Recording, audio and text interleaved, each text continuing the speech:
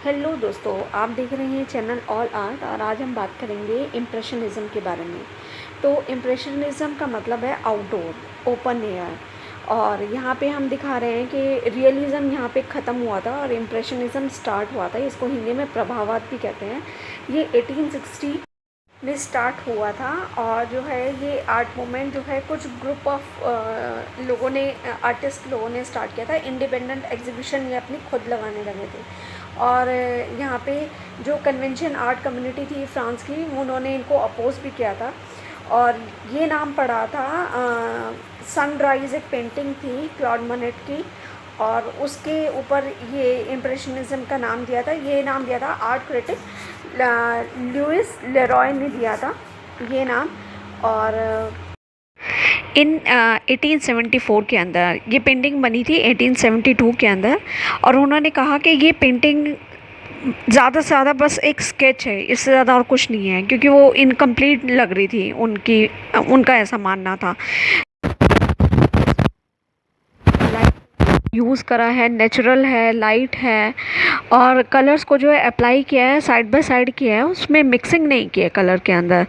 तो इस तरीके से हम देखेंगे और फिर हम देखेंगे कि ब्रश स्ट्रोक्स जो है डायरेक्ट विजिबल है, शॉर्ट है और थिक भी है, और क्विक ब्रश स्ट्रोक्स को यूज़ किया है। जैसे कि हम बात करें कि वेट टू वेट, मतलब वेट ऑन वेट, गीले के ऊपर ही गीला दोबारा कलर्स को यूज़ किया है। इस तरीके से ब्रश स्ट्रोक्स यूज़ किए हैं।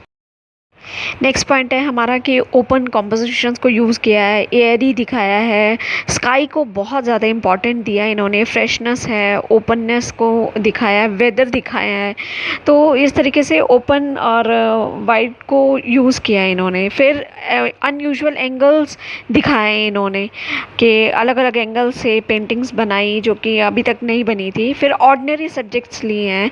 ऑर्डिनरी सब्जेक्ट कॉमन और एवरीडे सब्जेक्ट है जो एक्चुअल डिपिक्शन दिखाया है। कहीं पे भी माइथोलॉजी या इमेजिनेशन या सुपर नेचुरल पावर्स ये सब नहीं दिखाया है।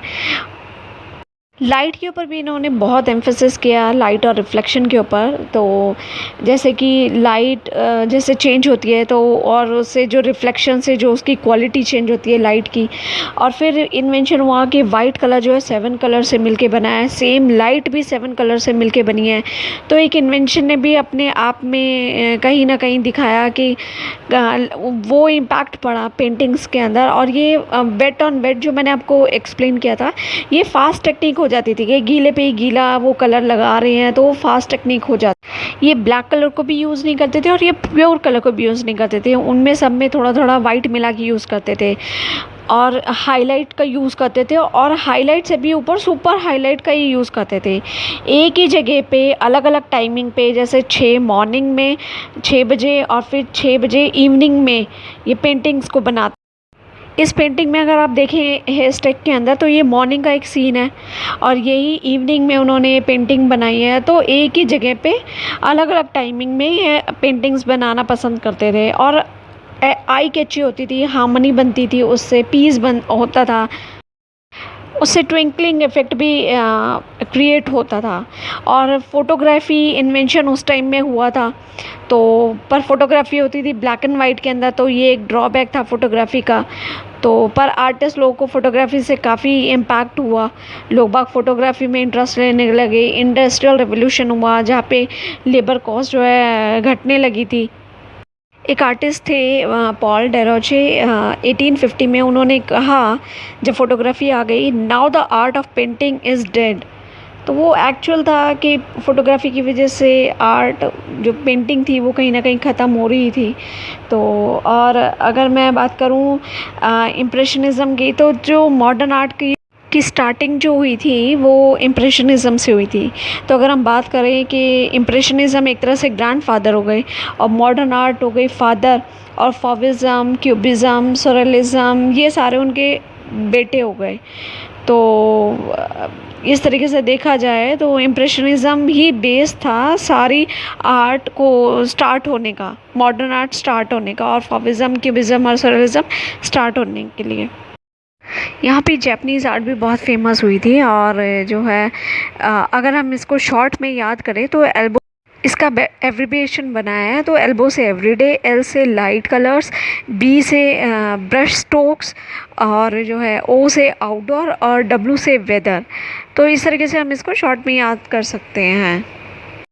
अब रियलिज़म और इम्प्रेशनिज़म में कॉमन टॉपिक्स तो लेते थे, पर रियलिज़म में सब्जेक्ट प्रायोरिटी होता था, वो सब्जेक्ट को दिखाते थे। और जो है इम्प्रेशनिज़म में इनका कोई मोटो नहीं होता था सब्जेक्ट को लेके, बस उसकी ब्यूटी को दिखाते थे। तो ये दोनों में डिफरेंस था। और इम्प्रेशनिज़म में न्यूनेस दिखाई है, ब्यूटी है, इंटरेस्टिंग चीज़ों को, नया आइडिया है, उसको किस तरीके से नए तरीके से प्रेजेंट किया है, तो ये दिखाते थे इम्प्रेशनिज़म के अंदर। और मिड डार्क टोन जो हाईलाइट की होती थी, उसको हाईएस्ट रेंज ऑफ हाईलाइट तक वो कैसे यूज़ करते थे, तो इस तरीके से इम्प्रेशनिज़म में हाइलाइट्स को यूज़ किया जाता था। आई विश आपको ये समझ में आ गया होगा रियलिज़म और ये इम्प्रेशनिज़म के डिफरेंस के बारे में। तो thank you for watching my video. Please do like and subscribe my channel so that आपको नोटिफिकेशन मिलती रहे मेरी अपकमिंग वीडियोज़ के लिए। Have a great time. Thank you.